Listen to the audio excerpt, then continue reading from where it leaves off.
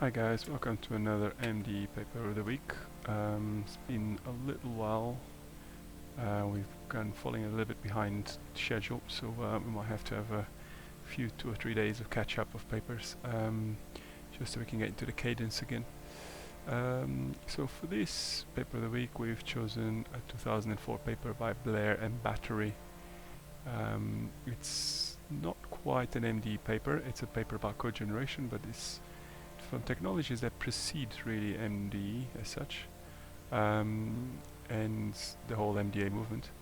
And the main reason why I'm interested in this paper is because the generative movement was quite an interesting movement, and it kind of got absorbed to some extent into MDE, but I'm not sure that all the ideas were captured. I think there's a lot of interesting thoughts that were created by the generative people that weren't entirely absorbed, at least not obviously absorbed, by MDE. And so I wanted to see what they had to say for themselves before their ideas got mixed up with more generalized notions in MDE. So let's start with the abstracts. We report, excuse me, report one of the first comparative studies on two mature approaches to generative programming, XVCL and GenVoca. XVCL is the latest incarnation of Bassett's frames. Bassett frames are also a very interesting approach as well. We haven't had time to explore those in more detail. GenVoca melds feature modularity with compositional programming. Both approaches explicitly rest on a pair of ideas. 1. Parameterized functions return source code, and 2. Composing such functions synthesizes applications. Although their foundations are identical, actually we should probably highlight this bit here. Let's see if we can get the key bindings right. Although their foundations are identical, XVCL and GenVoca have very different design philosophies. These differences raise an interesting debate on what design methodologies and programming constructs should be used in writing generative programs. Okay, very interesting setting. The history of software design closely parallels the history of modularity in programming languages. Structured programming was the dominant software design technique in the 70s and 80s. Pascal and C were common languages used to express such designs. So you can already see the feel of this paper is much older than the typical MDE paper. System architects conceived an application structure in terms of functions and procedures. Today, object-oriented designs and programming languages dominate. System architects express an application structure using a richer vocabulary of objects, classes, and relationships among classes, such as inheritance, part-of, and use object-oriented languages to implement their designs. Okay. A characteristic that both structured languages like C and Pascal and all languages like C++, Smalltalk, and Java share is their generality. It's hard to conceive of application domains where their design techniques in programming languages could not be used. Okay.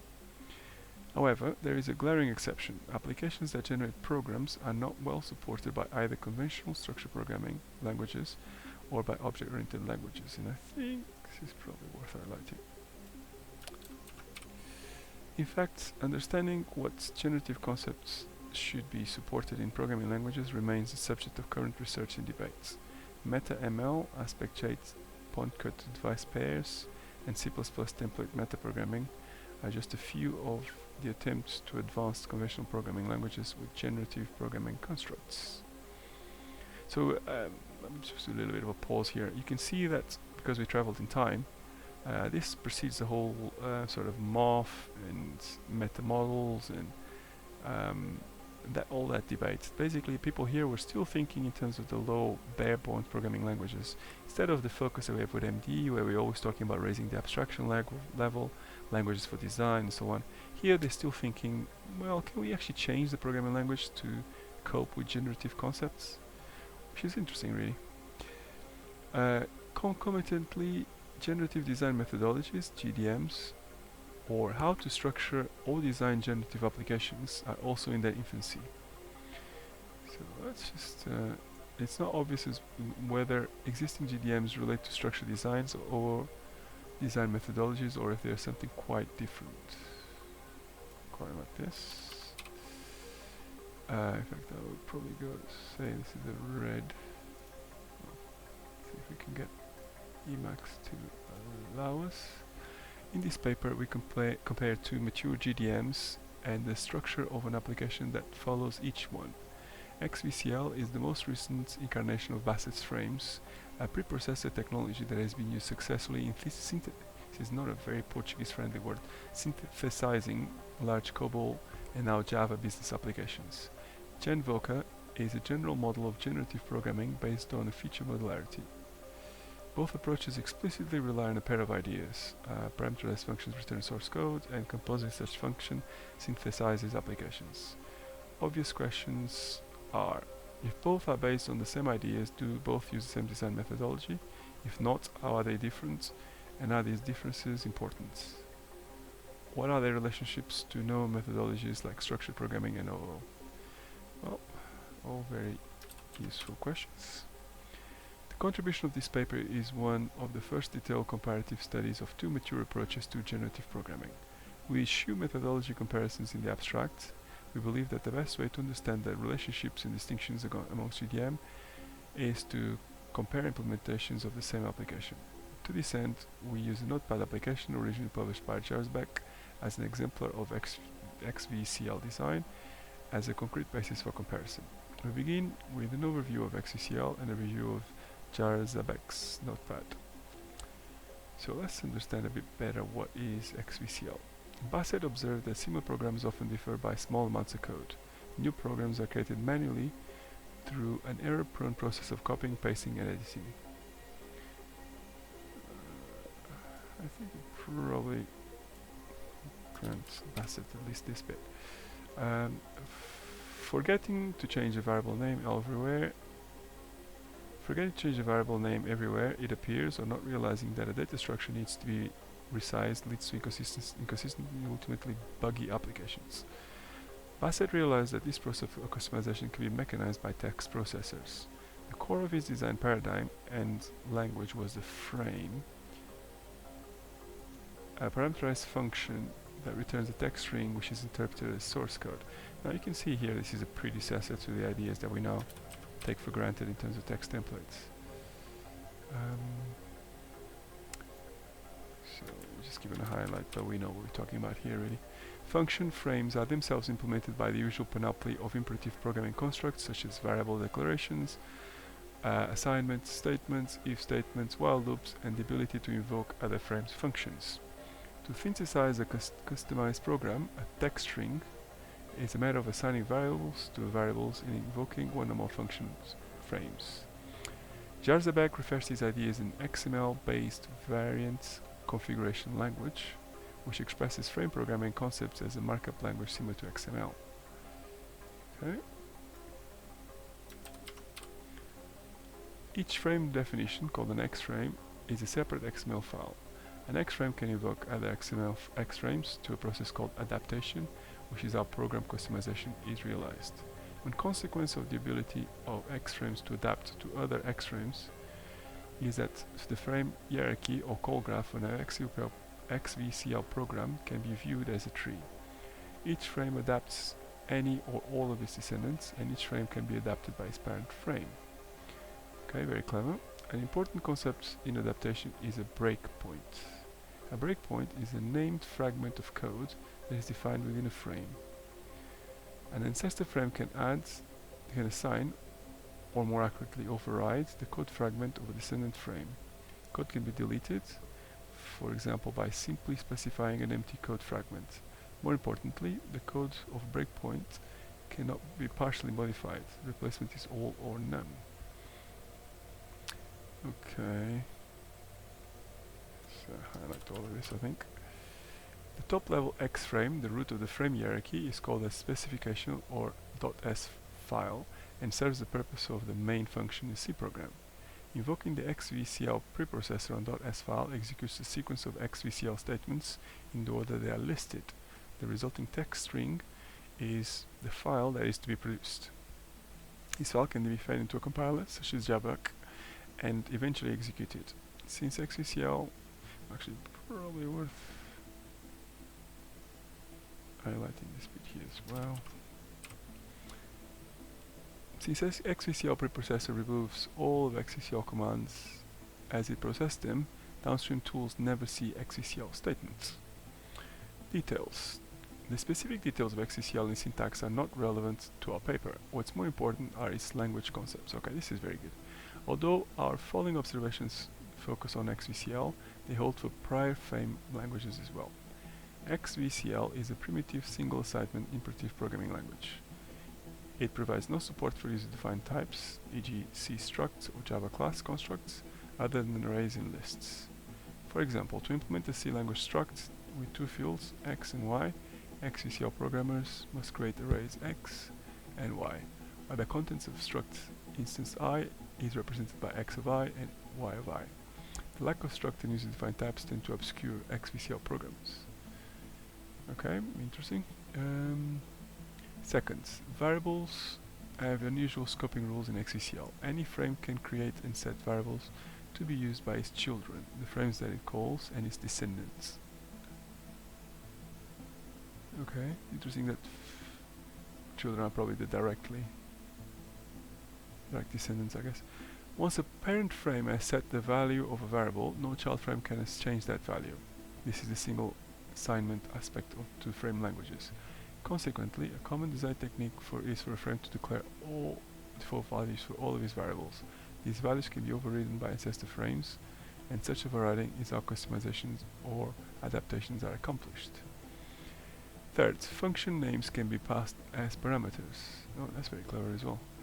A function frame can thus invoke other function frames that is known only to XVCL at processor runtime.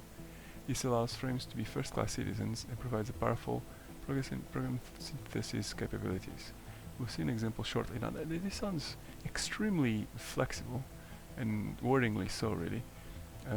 So we don't really know before you start executing the templates what exactly it is that you're going to execute. It seems quite hard to actually ensure that you're going to end up with a very good program in the end, or a correct program, should I say. Okay, so design philosophy. Conceptually, XVCL and other frame languages approximate the C programming language. The mindset that frame designers bring to or impose on the structure of generative programs is that the same program design or structure design techniques used in the 70s and 80s. Because of the inability for users to define their own data types, frame programs are more primitive. Although frame designs and languages are unquestionably successful, frames do not express standard programming abstractions, object or classes, in modern languages and software designs. This is an important point we will explore. I think it's a valid point we got here. So let's have a look at Jarzabek's Notepad. Jarzabek wrote a generator for a Notepad application in XVCL. Figure 1 shows a GUI of a synthesized Notepad. We will restructure this generator in later sections. Figure 2 shows the frame call graph in Jarzabek's design. The root is the notepad.s file, which initializes lists and variables whose values are key to Notepad customization. So let's have a quick look at figure 2 then. So there's notepad.s, which then points to notepad.xvcl. Then we have editor, a menu bar, a toolbar, and then so you can see that the application sort of menu structure is coming out here. New, open, copy, and abouts. The primary initializations are the two lists depicted in frame figure 3. Menu bar is a list of names, lists, items file, items edit, and items help. These lists contain the names of actions that are to appear on the file, edit, and help menus. The second list, toolbar, is a list of names in the actions, new, open, etc. These are to appear in the toolbar. So the design of this generative program follows the principles of top-down, stepwise program construction. Okay. The Notepad XVCL frame creates a shell of the Notepad program, which is simply a window with the title notepad.xvcl, then makes 3 hardwired calls to frames that elaborate the window. A text editor is added, editor XVCL, a menu bar is added, menu bar.xvcl, and a toolbar is added, toolbar.xvcl.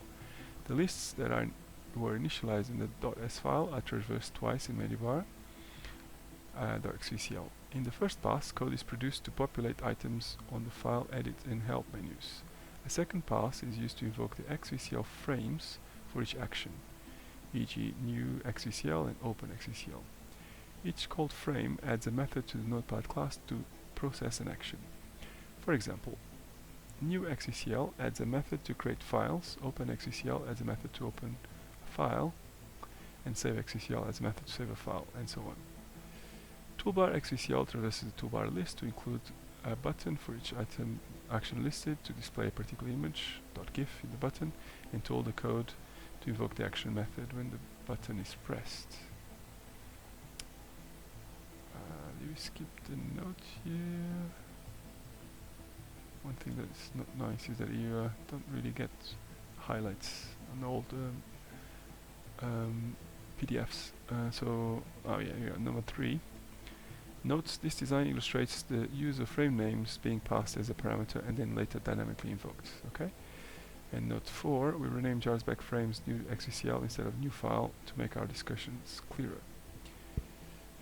Okay, the Notepad generator is easy to understand and the code to customize the variables and lists is straightforward to write. However, a more challenging task is to add a new action that is not yet part of our Notepad generator. The first thing a designer of this generator, and more generally any generative program written in XVCL, will notice is that the changes to add a new action are not localized. Yes, this is a very important point. I think this is probably worthwhile a read.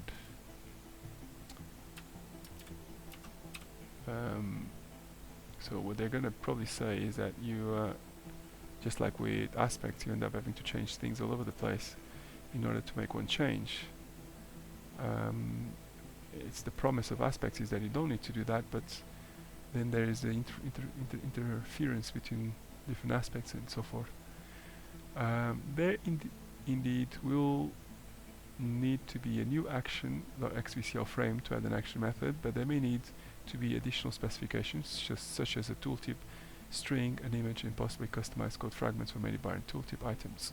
Further, a more general design would allow a new action to be placed on toolbar, but not on the menu bar. As currently written, such a change will force the programmer to understand the details of the affected X frames and to make multiple modifications to those frames, which is exactly the type of error program maintenance I wish to avoid. And this is exactly what ends up happening in practice to a lot of these approaches. It's difficult to avoid this problem. In principle, grouping related frames, methods, and variables, i.e. members such as tooltip, string, and image file name of an action into a single class, will provide a better program organization. Our next step is to recast JavaSpec's program into an OO design with these improvements in mind. While XVCL is not object-oriented, we can emulate class modularity with directories. Each directory corresponds to a class. Frames within a directory are methods of that class, and files, e.g. GIF, correspond to data members. Frames can also serve as variable accessors. Inheritance relationships such as child classes, inheriting the methods of their parent, are enforced manually. A straightforward restructuring of a JavaSpec program is to create a pair of inheritance hierarchies that implement subtype polymorphism. One hierarchy roots all the Notepad actions, another roots Notepad components. The actions class or interface defines a common set of methods, frames, and variables that all actions should have. Each action has 3 methods: add menu bar, add toolbar, and install, and 3 variables: tooltip, GIF, and action name. These methods use the action name to provide the name of the method that executes a given action. Now we are getting a lot into the sort of nitty-gritty of this.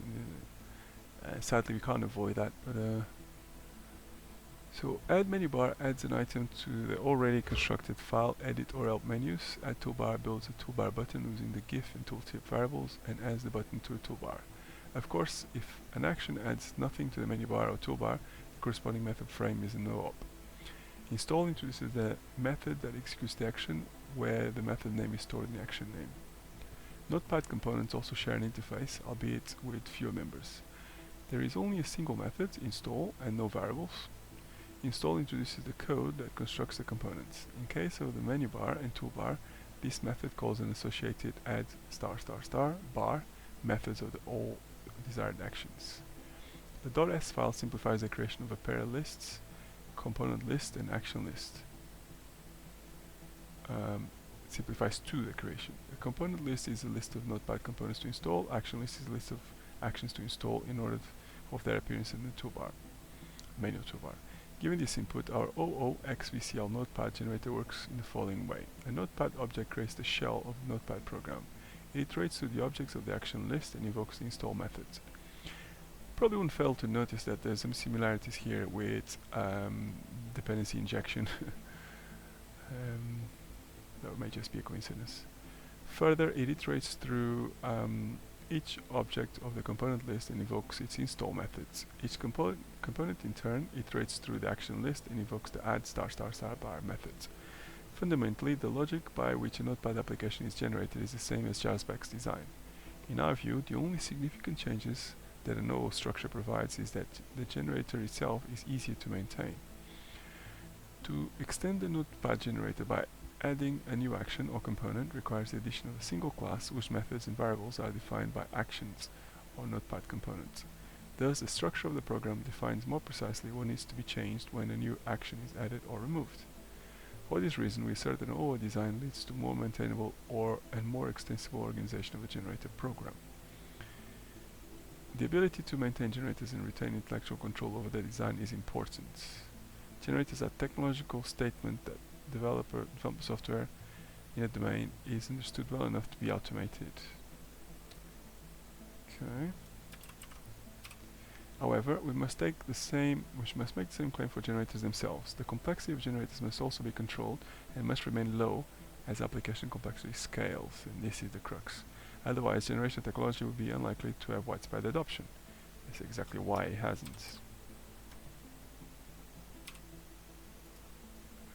Probably should try to make this green. OO designs. This is one of the annoying things about these highlights, is that it always seems to highlight more than what you want. And being an OCD person, that's just not ideal.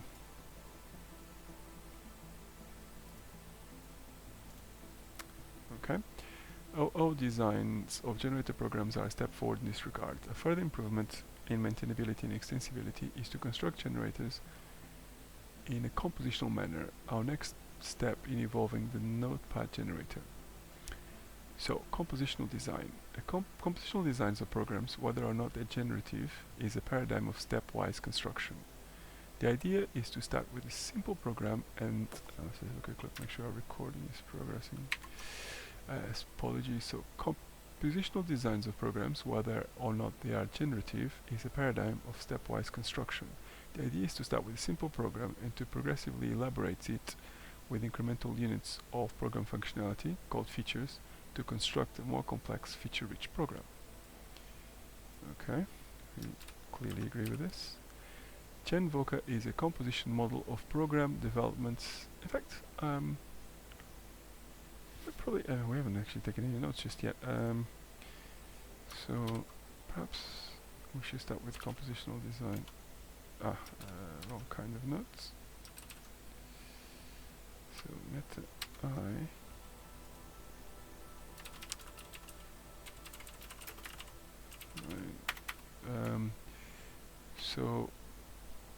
So the idea of composition is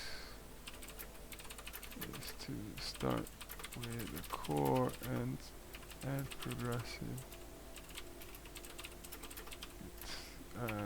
with each addition roughly corresponding to a feature. If I could type, problem of trying to read papers quite late at night, and after a long day at work as well. We propose a compositional approach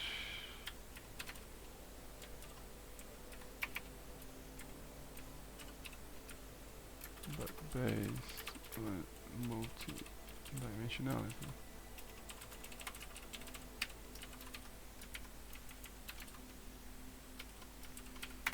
Okay, GenVoca is a compositional model of program development that is based on two ideas: feature modularity and program objectification. First, feature modularity is an outgrowth of inheritance and programming style called programming by difference. So a quick look at what 9 is.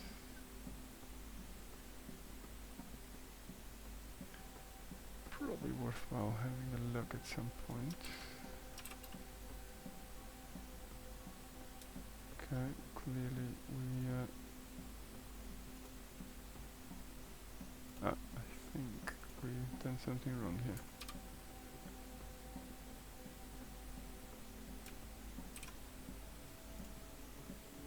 Having some trouble today with org noter, if I'm honest.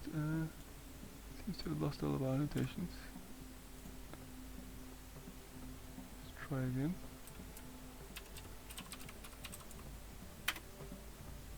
Yes, sadly, it seems like we lost our annotations. And it's not on PDF tools either. Ah, here we go. Not quite sure what's going on here, but we must have pressed the wrong Emacs key bindings. So where were we?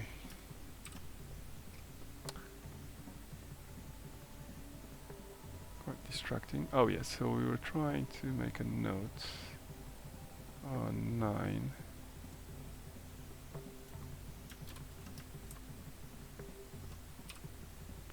And put this in our references.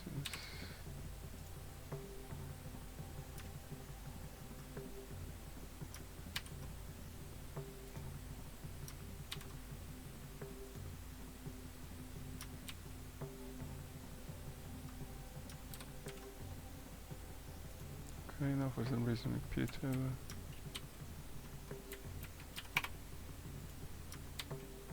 read only buffer.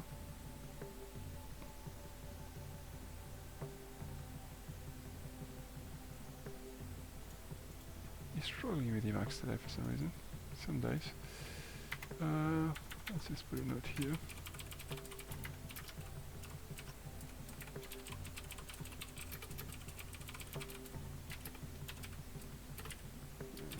Probably enough, to be honest.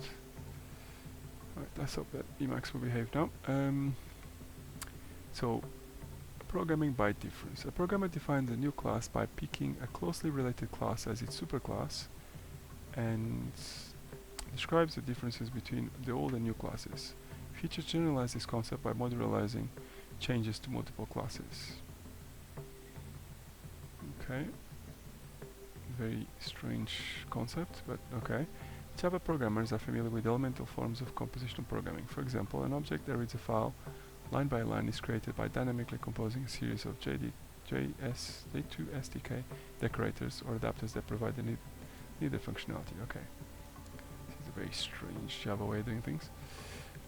Feature modules scale this idea beyond a single class to the static adaptation or extension of multiple classes. The second idea, oh, I should try to capture this first idea.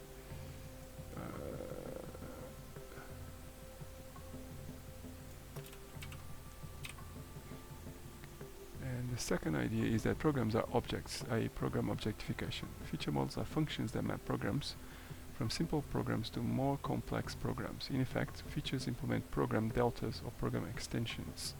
That is, a feature encapsulates the changes to an input program for adding the functionality of that particular feature. Compositions of these feature modules is intuitively a summation. The desired application. Okay, this is very interesting.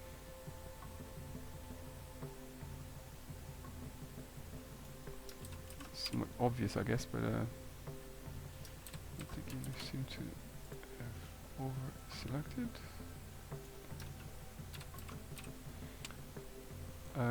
Let circle denotes, or filled circle should I say, denote the function composition or equivalent to summation operation. If program P is defined by the composition of features A, B, C and D written as P is equal to A summation D, B summation C summation D, then P is synthesized by starting with the feature D, applying the changes by feature C, then changes by B, and those by A. That is, the accumulation of all these changes is P. This is the essence of GenVoca. Okay. Subclassing is a standard implementation technique for implementing program deltas and summations. If program P was defined by a Java class, we would approximate the result by expressing A, B, C, D as a subclassing hierarchy with each feature as a class that encapsulates the changes it makes to its parents. I mean, of course, in C++, this will probably just be multiple inheritance, I guess.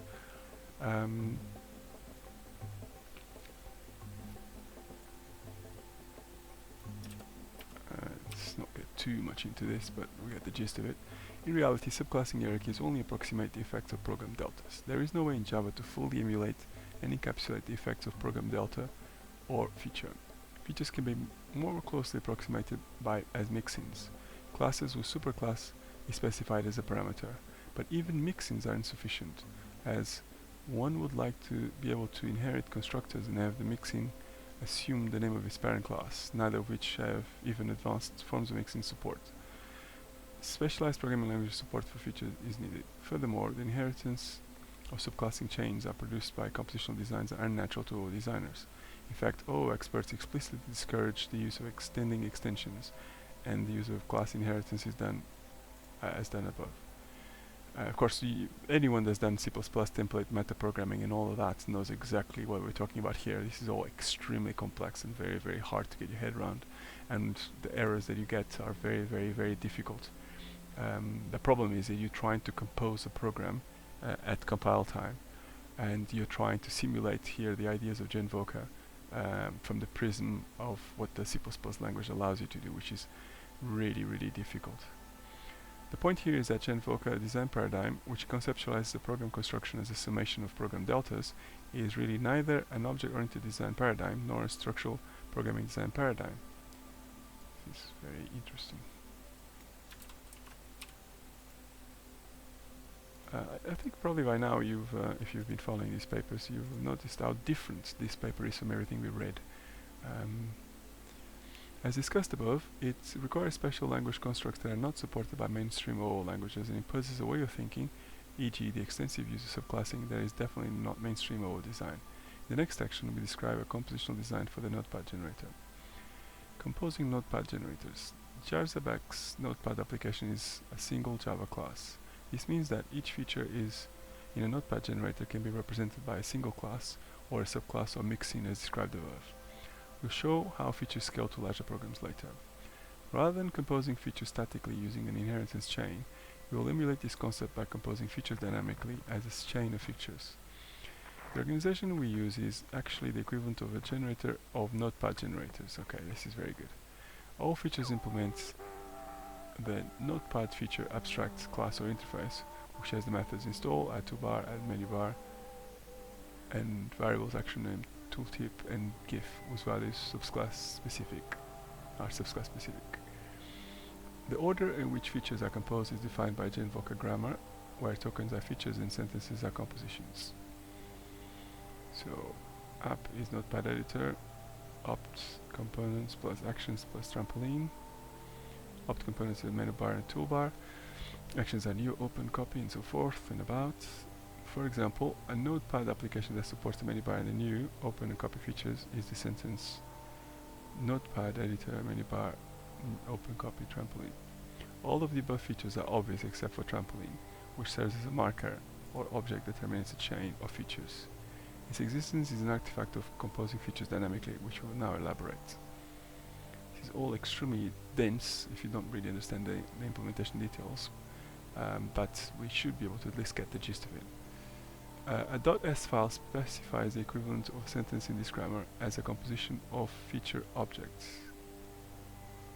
Now, one thing I don't fully understand is why are we talking about .s files, given that we are now talking about GenVoca? I wonder if they're trying to approximate GenVoca inside of XVCL. Well, let's keep going. The expression above sentence in Java would be application, new notepad, new editor, new menu bar, new open, new copy, new trampoline, which creates a chain of features added by a notepad object. We call this the application list. This restructuring collapses the two lists, action list and component list in our design of section 3 to a single list. The reason for this follows the program delta semantics of features. Each feature object in figure 6 encapsulates a set of features to a notepad program. As this chain is traversed, each feature contributes its changes to a generated notepad program. A notepad application is synthesized in the following way. The notepad S file defines the application list. It invokes the install method of the first object on the list, which is the notepad object. The object runs code for a window and then invokes the install method on the next object in the chain, an editor object. This object installs the code for text editor, invokes install, so you can see you just basically follow in the chain. The menu bar adds the code to produce a menu bar, invokes the add menu bar method and all features downstream to it. That is, the menu bar is a new, which adds an item to the new, and invokes add menu bar and open, etc. When the trampoline object is reached, it returns immediately, hence trampoline's name. Only after all downstream features have added their items to the menu bar, invoke the install method on new, which adds its method, and so on. If a toolbar object were added to the feature, we would first add the code for a toolbar, and then we invoke the add toolbar method on all objects downstream from it to add the toolbar functionality, if any. Once completed, the toolbar will invoke install on the next downstream object.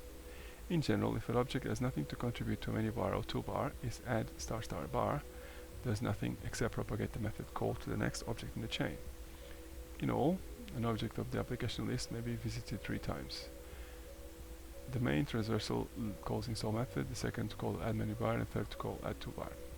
Figure 7 illustrates the control flow. Compositional designs have the benefit of over designs in that changes made by features are encapsulated, but go further in that they simplify the specification and maintenance of customized generators.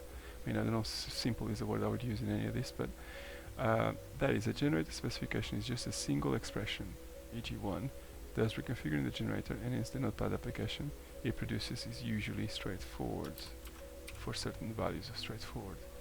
Compositional design versus frame design. Let's imagine the benefits of drawback and of each design and learn more about GDMs.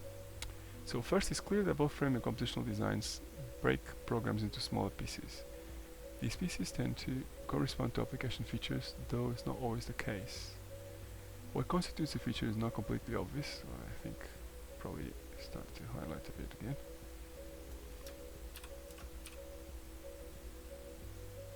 And the decision can sometimes turn into a subjective preference, clearly.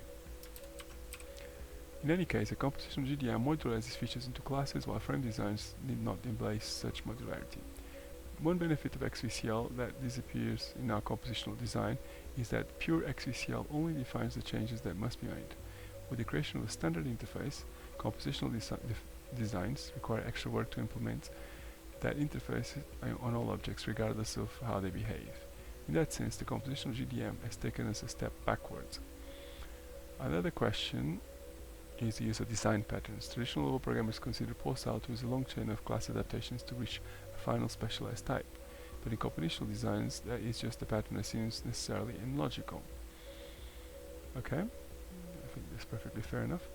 We speculate that the benefits of maybe we should highlight this and make it red, perhaps. We speculate that the benefits of compositional designs outweighs the drawbacks. In particular, a maintenance of a compositional GDM seems clearer than the maintenance of frame-based design. Since features are modularized and each feature is self-sufficient, changes are localized. The programmer who may normally look through thousands of lines of code to maintain an application can focus on a small subset of code which is pertinent to the features he or she wishes to modify.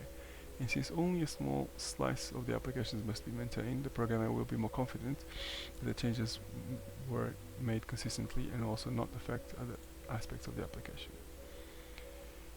Examples of compositional development are all around us in the world, so programmers okay, right, so that's fine. Inversion problem. Readers may have noticed an inconvenient difference in the way the compositional chains are depicted in the previous sections. At the beginning of section 4, we first discussed composition program features. The specification was: in the case above, D represents the basic application and is listed on the right. See, so it's just in reverse, almost like reverse Polish notation, I guess. While A, B, and C are extensions written on the left. Conversely, in figure 6, the basic application is listed at the top of the chain and on the left, while extensions are to the right. Apologies. Inversion is not simply a difference in the way the diagrams are drawn, but rather highlights the importance difference between feature implementations using inheritance chains and XVL frame trees. Consider class A and a delta represented by subclass B. The class A is produced by squashing this inheritance hierarchy. Emulating the idea of applying a delta is...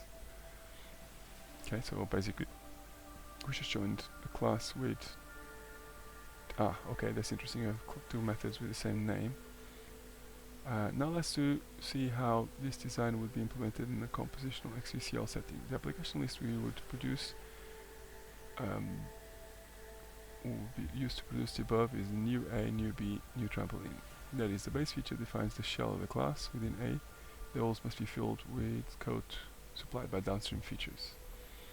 In particular, the A object has a single method frame called install, which generates the code in figure 8. The holes labeled more full with more members denote points where the more full and more members method frames are invoked on the object downstream from A. These frames fill in the holes of figure 8 with code. Continuing, the B object would have two method frames. The more full frame would produce 2, and the more members frame would return void bar. The way we describe these methods is that they have holes to be filled in downstream objects, i.e. trampoline, but in general that they would. The way we describe these methods is that they would have no holes to be filled by downstream objects, but in general they would. So after install method of object A is executed, class definition is produced. Thus, by using inheritance of X or XVCL, we have sketched out two functionally identical definitions for class A are produced. Embodied in these two approaches is a fundamental distinction between inheritance-based implementations representing program deltas and generative or XVCL implementations. In an inheritance-based approach, the base program can be thought of as a constant. It has no explicit holes that need to be filled. A delta, represented by a subclass, can be recognized as a function. It takes a program or a class input and well-designated but implicit points in this program or class. It injects its changes. So, in our example, program class A is a constant and the program class delta B is a function. The composition is B of A, or B circle A. Okay, a bit tense for this time of the night, but now consider the same problem from the perspective of XVCL. The base program is definitely not a constant. There are explicit parameters, e.g. more full, more members, that must be supplied for A to produce its results. We have simplified this parameterization so that a single object, B, as methods whose return values can fill these parameters. So in an XVCL design, holes are parameters in base program and its deltas are explicit. Base program class A is a function, program delta B is a function, and trampoline is a constant. The composition is AB trampoline, or A circle, filled circle, B filled circle trampoline, which gives the inverted appearance to an inheritance-based approach. Although we did not encounter difficulties in figure 8 and Notepad, to emulate inheritance chains in XVCL is not always easy. Consider figure 9a, which shows a simple chain where program deltas wrap previously defined bodies of method M. The body of M is, once the chain is squashed, is a very long chain. So synthesize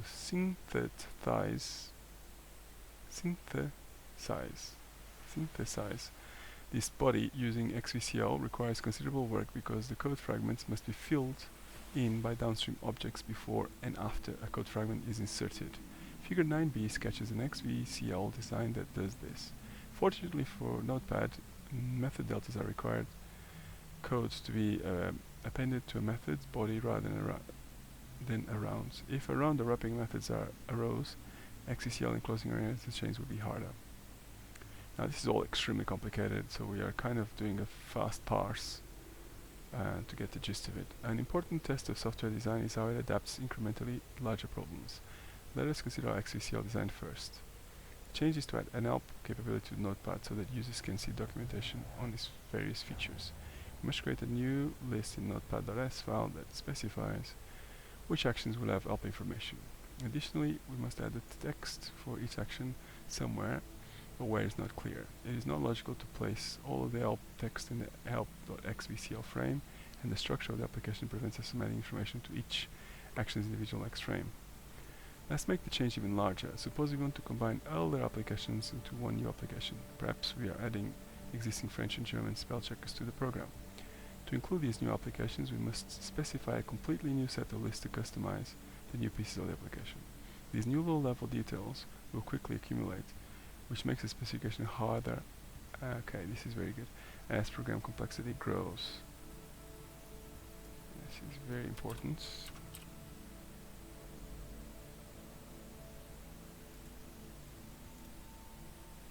Could get pink to behave. Let's make the same changes to our compositional design. To add a help feature, we must add help to our list of notepad features, then add the help information for each of the features. In the case of our compositional design, it is obvious where the text should go. The methods of each class named add help. And if you grow the application to include the foreign language spell checker, we simply add those features to our list. The beauty of our compositional designs and their feature building blocks is that they are highly structured. This means that they are generally easy to modify, or it is generally easy to understand what needs to be modified. As a consequence, compositional programs tend to be simpler in XVCL. Perhaps a green for this.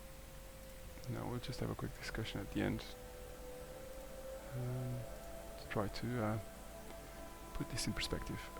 We have examined the benefits and drawbacks of two important GDMs. We began with the frame-based design and noticed that it was similar in programming style to the structured programming languages of the 70s and 80s. Using XVCL encourages programmers to think in terms of functions and actions, but does not require those actions to be organized into cohesive, consistent units. Following the evolution of programming languages, we morphed the frame-based XVCL design of a notepad generator into an object-oriented style similar to C++ or Java programming language. This change did not provide any benefit in the logical operation of the generator, but perceptible gains in the area of software maintenance were evident. Just as all modern OO languages offer better organization of code, our OO design reorganized the notepad into a more manageable structure. Taking our restructuring one step further, we modified the OO design to create a compositional design based on the idea that programs can be treated as objects and compositions of modularized features, and are. This provided us with additional advantages of both the frame-based and OO designs with regard to long-term maintenance of the application, and our compositional design created a structure and made it clearer how the application could be extended. By implementing a standard interface across features, we simplified three aspects of the maintenance process. Time required to make revisions, the level of understanding needed to make those revisions, and the number of errors introduced by those revisions. Since applications spend a large percentage of this lifecycle in the maintenance phase, streamlining that process reduces the overall cost of producing software. It has become clear to us that the main advantage of the compositional approach to generative programming is the ease of program modification and extension that comes with modularized, well-structured solution. The benefits of object orientation are not lost in the realm of generative programming. Furthermore, just as the object-oriented programming languages have improved upon structured languages and structured designs, compositional programming extends object orientation to further simplify software maintenance.